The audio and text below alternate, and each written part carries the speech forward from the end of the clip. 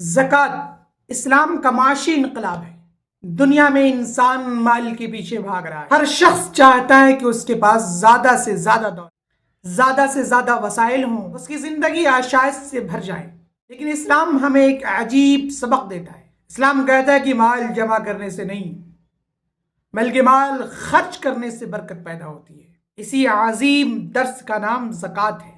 قرآن مجید میں اللہ رب العزت نماز اور زکوٰۃ کو ایک ساتھ ذکر کرتا ہے۔ اللہ تعالیٰ فرماتا ہے وَأَقِیمُوا الصَّلَاةَ وَآتُوا الزَّکَاةَ، نماز قائم کرو اور زکوٰۃ ادا کرو۔ یہ اس بات کی علامت ہے کہ زکوٰۃ اسلام کی بنیادی ستونوں میں سے ایک عظیم ستون کا نام ہے۔ زکوٰۃ کا مطلب ہے پاکیزگی۔ جب انسان اپنے مال میں سے اللہ کے حکم کے مطابق ایک حصہ نکالتا ہے تو اس کا مال بھی پاک ہو جاتا ہے اور اس کا دل بھی پاک ہو جاتا ہے۔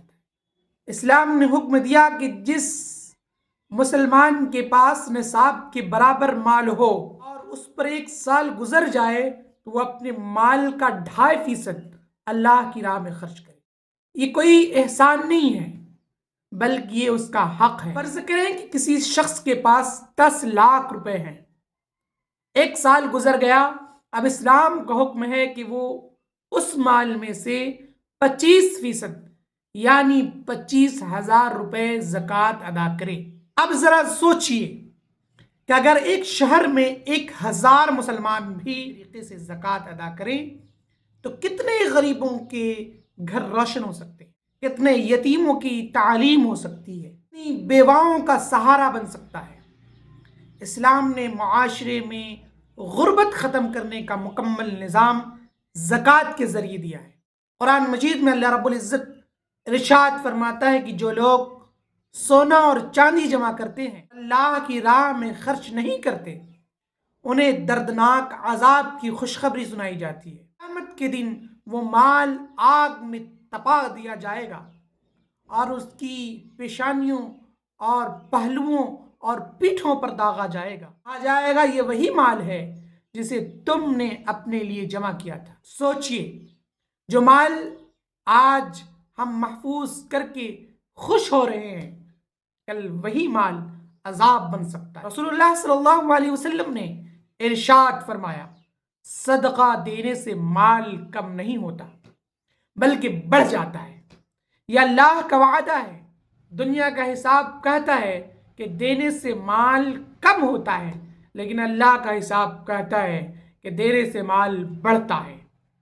اسی لیے جو لوگ زکوٰۃ دیتے ہیں وہ گواہی دیتے ہیں کہ ان کے مال میں عجیب برکت پیدا ہوتی۔ صحابہ کرام کے دلوں میں زکوٰۃ کی ایسی محبت تھی کہ وہ ان کو بوجھ نہیں بلکہ سعادت سمجھتے تھے۔ عبد الرحمن ابن عوف بڑے تاجروں میں سے ایک تاجر تھے، بے پناہ مال دیا تھا، لیکن جب بھی مال آتا وہ اس کا بڑا حصہ اللہ کی راہ میں خرچ کرتے۔ ایک مرتبہ انہوں نے 500 اونٹ سامان کے ساتھ مدینہ منورہ میں داخل کیے، زیادہ تر اللہ کی راہ میں صدقہ کر دیے۔ یہی وجہ تھی کہ ان کے مال میں ہمیشہ برکت رہی۔ اسی لیے حضرت ابوبکر صدیق رضی اللہ عنہ کے زمانے میں، یعنی آقا علیہ السلام کی وصال ظاہری کے بعد، لوگوں نے کہا کہ ہم نماز پڑھیں گے لیکن زکوٰۃ نہیں دیں گے۔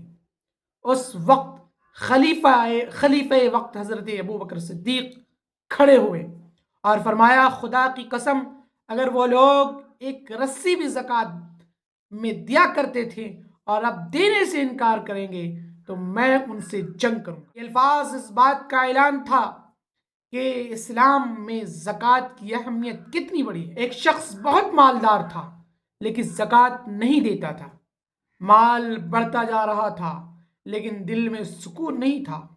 ایک دن اس نے ایک غریب آدمی کو دیکھا جو بہت خوش تھا۔ اس نے پوچھا تمہارے پاس تو کچھ نہیں، پھر بھی اتنے خوش کیوں ہو؟ اس غریب نے جواب دیا میں اپنے مال میں سے اللہ کا حق ادا کرتا ہوں، اس لیے میرا دل مطمئن رہتا ہے۔ یہ سن کر وہ امیر شخص کو احساس ہوا کہ اصل دولت مال نہیں بلکہ سکون ہے۔ اور سکون اللہ کی اطاعت میں۔ اگر آج پوری دنیا میں مسلمان صحیح طریقے سے زکوٰۃ ادا کرنا شروع کر دیں تو کوئی مسلمان بھوکا نہیں سو رہے گا، کوئی بچہ تعلیم سے محروم نہیں رہے گا، کوئی یتیم بے سہارا نہیں رہے گا، کوئی بیوہ مجبور نہیں رہے گی۔ اسلام نے معاشی انصاف کا ایسا نظام دیا ہے جس کی مثال دنیا میں کہیں نہیں ملی۔ یاد رکھیں، مال ہمیشہ نہیں رہتا، آج ہمارے پاس ہے کل کسی اور کے پاس ہوگا، لیکن جو مال اللہ کی راہ میں دیا جاتا ہے وہی اصل میں ہمارے لیے آخرت کا خزانہ بن جاتا ہے۔ اس لیے زکوٰۃ ادا کریں، اپنے مال کو پاک کریں، غریبوں کا سہارا بنیں اور اللہ کی رضا حاصل کریں۔ اللہ تعالی ہمیں صحیح طریقے سے زکوٰۃ ادا کرنے کی توفیق عطا فرمائے۔